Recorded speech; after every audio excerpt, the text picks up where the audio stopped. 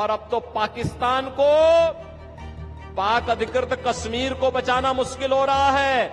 आप देखना, चुनाव के बाद मोदी जी को तीसरी बार प्रधानमंत्री बनने दीजिए, अगले 6 महीने के अंदर आप देखेंगे कि पाक अधिकृत कश्मीर भी भारत का हिस्सा हुआ।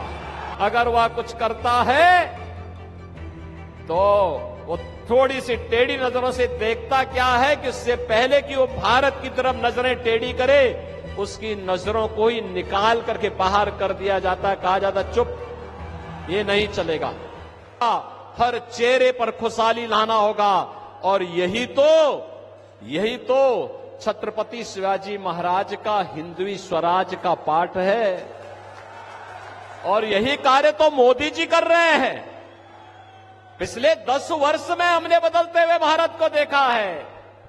बहनों और भाइयों, ये नया भारत, इस भारत में दुनिया के अंदर भारत का सम्मान बढ़ा है, सीमाएं सुरक्षित हुई हैं, आतंकवाद और नक्सलवाद पर लगाम कसा गया है। और आपने भी देखा है, आतंकवाद और नक्सलवाद तो पूरी तरह नकेल कसाई गया है, लेकिन अगर कहीं पटाखा का भी थोड़ा सा जोर से आवाज हो जाए तो सबसे पहले पाकिस्तान सफाई देता कि मेरा हाथ नहीं है, मेरा हाथ नहीं है, क्योंकि उसे मालूम है ये नया भारत है। छेड़ता नहीं, लेकिन कोई छेड़ता है तो छोड़ता भी। और कांग्रेस की सरकार के समय क्या होता था? आतंकवाद होता था, मुंबई विस्फोट हुए थे, कांग्रेस के लोग क्या कहते थे? यूपीए सरकार कहती थी आतंकवादी सीमा पार के हैं। अरे सीमा पार के हैं तो आपकी मिसाइल कब के लिए है? जैसे मोदी जी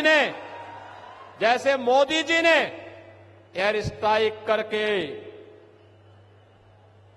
सीधे पाकिस्तान के अंदर घुस करके आतंकवाद को पूरी तरह तबाह किया। और अब तो आपने देखा होगा, ब्रिटेन के एक बड़े समाचार पत्र ने यह लिखा कि पाकिस्तान के अंदर पिछले 3 वर्ष के अंदर जितने बड़े दुर्दांत आतंकवादी थे वे एक एक करके मारे गए। और मारने वालों में भारत की एजेंसी का हाथ है। भाई, जो हमारा दुश्मन है हम उसकी पूजा थोड़े करेंगे। अरे कोई हमारे लोगों को मारेगा तो हम उसको पूजेंगे नहीं भाई, हम भी तो उसको वही करेंगे जिसका वो हकदार है, और वही हो रहा है। और अब तो पाकिस्तान को, पाक अधिकृत कश्मीर को बचाना मुश्किल हो रहा है। आप देखना, चुनाव के बाद मोदी जी को तीसरी बार प्रधानमंत्री बनने दीजिए, अगले 6 महीने के अंदर आप देखेंगे कि पाक अधिकृत कश्मीर भी भारत का हिस्सा हुआ। ये इसके लिए हिम्मत चाहिए होती है, हिम्मत, दम हो तभी ये काम हो सकता है।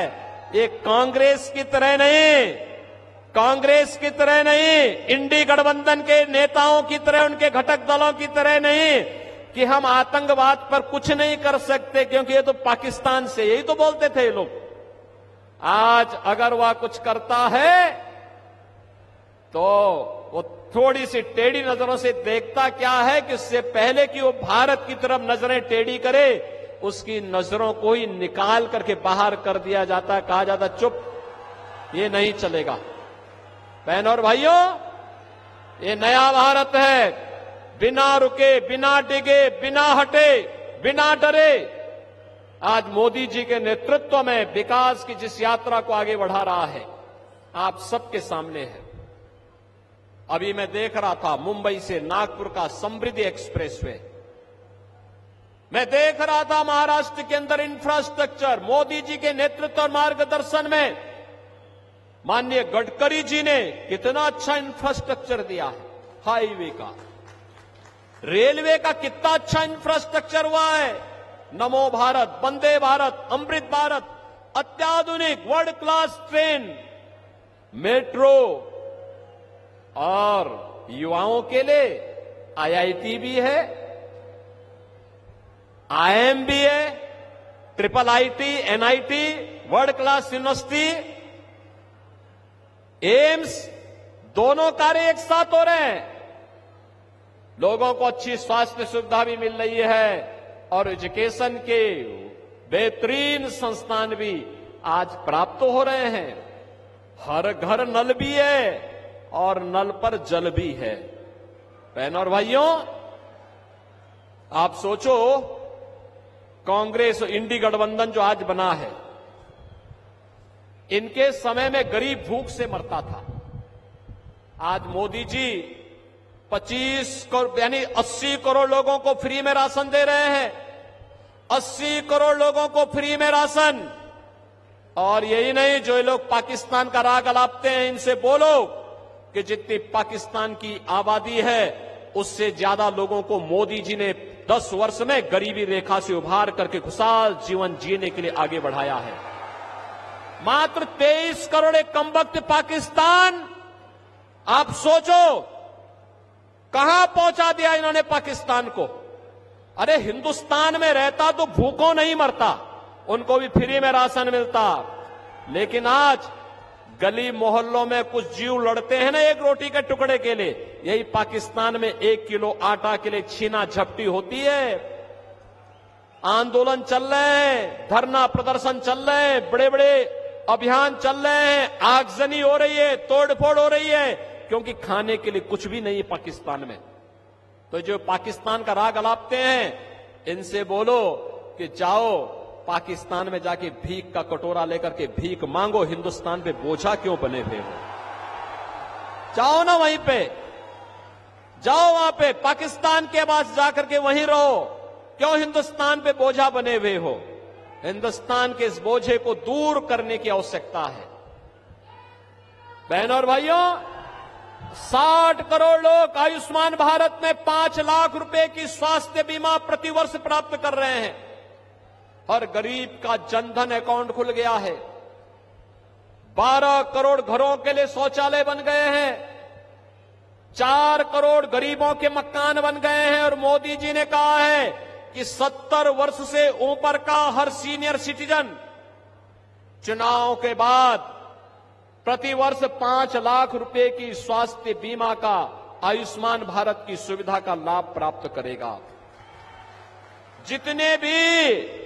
जितने भी गरीब बचे हैं, जिनके पास अपना आवास नहीं है, उनको एक एक आवास मिलेगा। यहां पे तो सुरक्षा भी है, सम्मान भी है, यहां पे विकास भी है, गरीब कल्याण भी है और विरासत का भी सम्मान है। अयोध्या में रामलला का भव्य मंदिर भी बन गया है। काशी में काशी विश्वनाथ का मंदिर बन गया है। याद करिए, महाराष्ट्र और उत्तर प्रदेश का संबंध तो ये चोली दामन का संबंध है, कोई अलग कर ही नहीं सकता है। याद करिए, छत्रपति शिवाजी महाराज को जब छत्रपति की उपाधि से सम्मानित करना था, उनका अभिषेक करना था, तो काशी के गागा भट्ट महापंडित ही आकर के इसका रस्म को पूरा करने में योगदान दिए थे। आप हमारे काशी में आइए, वहां मराठा घाट मिलेगा। वहां पर महाराष्ट्र के राजाओं के द्वारा बनाए गए, भोसले के द्वारा बनाए गए बड़े बड़े घाट मिलेंगे। वहां पर मराठा समाज अलग से काम करता है, महाराष्ट्र समाज अलग से काम करता है। अलग अलग प्रकार के रीति रिवाजों का केंद्र बिंदु आज काशी बना हुआ है। काशी में भगवान विश्वनाथ धाम आज आप देखिए क्या जगमगा रहा है। और काशी के साथ अयोध्या, और अयोध्या के बाद अब मथुरा की तरफ हम आगे बढ़ रहे हैं। हमारे कृष्ण कन्हैया कहां चुप बैठने वाले हैं, वो तो पहले ही बोल चुके हैं। उन्होंने तो पहले ही कह दिया है, वो तो पहले ही इस बात घोषणा कर चुके हैं कि परित्राणाय साधूनाम विनाशाय च दुष्कृताम।